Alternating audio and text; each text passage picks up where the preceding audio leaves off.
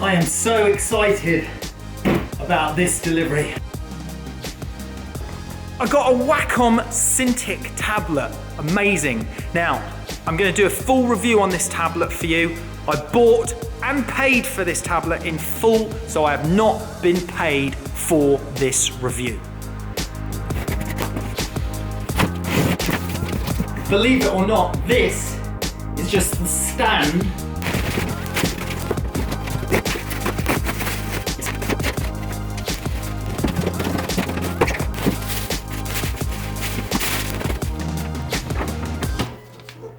to avoid injury, secure with 2 screws before the next step.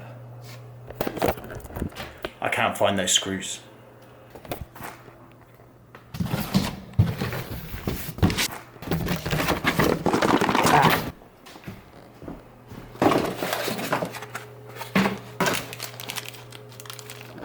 Screws.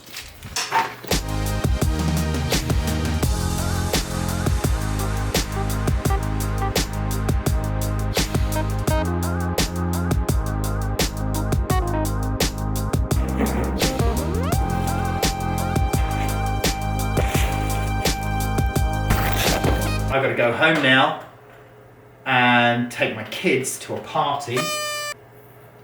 So I'm going to carry on with this on Monday. It's Monday morning and I'm back. And so far so good with this thing. These little levers allow me to move this thing up and down and change the angle and work in it at whatever position you want. So this seems really good. What I also like about it is that you can put it upright like this, and then you can work standing up as well. Plus, with this little lever, you can release this catch, and you can bring it right down flat, or you can bring it over the edge of your desk, so if you're sitting, you've got a comfortable working position as well. This one is the power cable, mini display port. So I think this plugs into this adapter that comes with it. That plugs into that. That allows me to put it into the mini display port of my MacBook Pro. Here is the pen that you draw on the surface with. And here is the remote key, which apparently magnetizes to the side, a USB one, which I'm assuming you put into the USB port on your MacBook Pro, and that allows you then to use these 2 USB ports here and these 2 USB ports here. I'm guessing that because I haven't actually read the instructions. So, little remote key, and yes,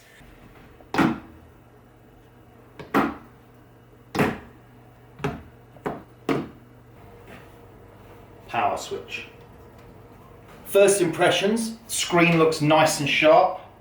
It's a good resolution. It's not 4K, but it is a very fine resolution. Viewing angle wise, that looks slightly better, a little bit more square on. Now this screen has got touch sensitive display as well, and it's got a keyboard apparently. I forgot you have to install the software first of all.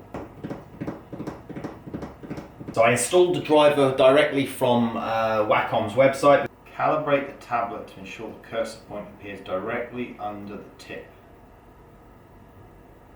Tap the center of each target as it appears.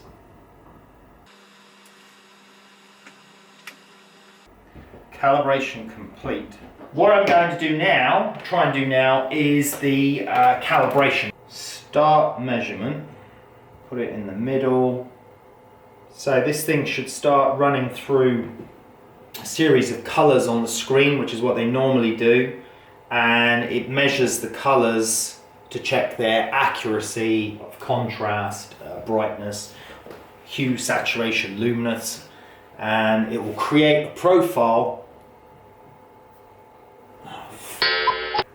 Okay, so the battery just died on the camera, So I'm just putting your battery in. So you may have missed a tiny bit, but nothing else has happened. It's still measuring the screen colors.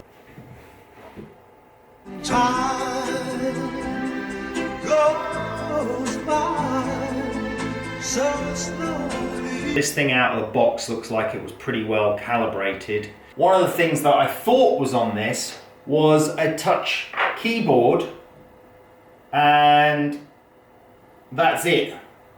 It's not very impressive unless I'm doing something wrong, but you don't really have enough room to touch the keys to type as if it was a touch sensitive keypad. It doesn't feel actually much different to my small tablet actually when I think about it. It's the same sort of feeling. Now, I didn't really want to end up using the ISO as well, but I'm going to keep it here at the moment because I want to compare the color accuracy of this compared to that. So what I like about this thing, first of all, one thing you do need is you need a keyboard. If you want to use this like a normal computer, you can pop it up into vertical position. This thing's plugged into my laptop. So this is essentially just a screen for my laptop, as that is just a screen off my laptop as a second or third monitor. I haven't got completely au fait with this yet, but I think this is going to probably do away with most of the requirements of keyboard when I'm retouching, because I can put all my shortcuts in this, but that's going to take some getting used to. Now the image quality is pretty similar. I'd say the ISO monitor, this is an ISO color edge, this is a very expensive color accurate monitor. This is better, okay? There's no doubt about it. This is better. It's got a little more depth to it, a little bit more tonal range than this, but this is very, very good considering this is a tablet basically. It's for retouching, it's for using a pen, but it's doubling up as a screen. So you have to be right on square to this thing to get the best image out of it. Whereas when I look at the ISO, I can look at it from pretty much any angle that I might be working at, and the image stays pretty much the same. So you have to be at the right viewing angle to get the most out of this thing. It's a little bit laggy, okay? It's a little bit slow. So if I compare that to moving with the spacebar, which is instant, fine. And then if I zoom, yeah, it will zoom with the touch, etc. But it's a little bit laggy. And get into something like a web browser, and I just scroll. Yes, you can use it. It's a little bit quicker with the web browser, but I've got to say, it doesn't feel. It's not like an iPad. It doesn't have the same responsiveness as an iPad.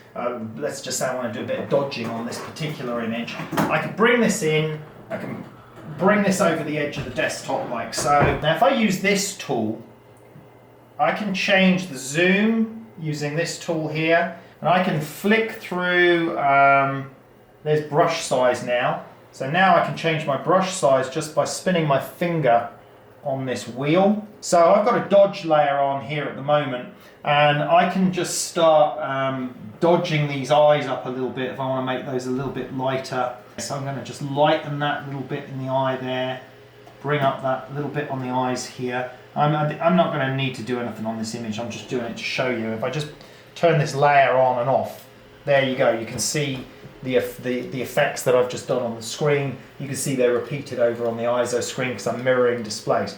But that's the beauty of it. So I need to play with this a little bit more.